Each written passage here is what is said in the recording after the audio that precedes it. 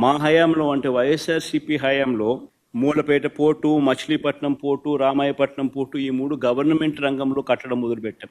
Ramayapatnam port అయితే దాదాపుగా 75-80% దాదాపుగా అయిపోయిన పోర్టు. ఎలక్షన్ కోడ్ లేకపోయిందంటే మొదటి షిప్ను కూడా రామాయపట్నం పోర్టులోకి తీసుకొచ్చేవాళ్ళు. మూలపేట, మా మచిలీపట్నం దగ్గర కడతా ఉన్న పోర్టులు కూడా చాలా వేగంగా జరుగుతూ ఉన్నాయి. 2 చోట్ల కూడా వేగవంతంగా కూడా అయిపోయిన పరిస్థితులు.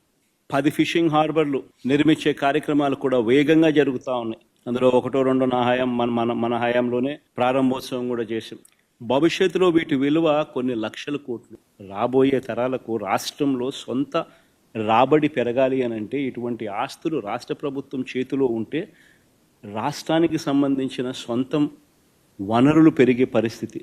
ఇలాంటివి స్కాములు చేస్తూ అమ్మకానికి పెట్టారు. ఆల్రెడీ ఫైనాన్షియల్ టైప్ అయిపోయి ఉన్న ప్రాజెక్టులు ఇవన్నీ. ఫిషింగ్ హార్బర్ల పరిస్థితి అంతే. అయినా అలాంటివి అమ్ముతున్నారు స్కాములు చేస్తూ.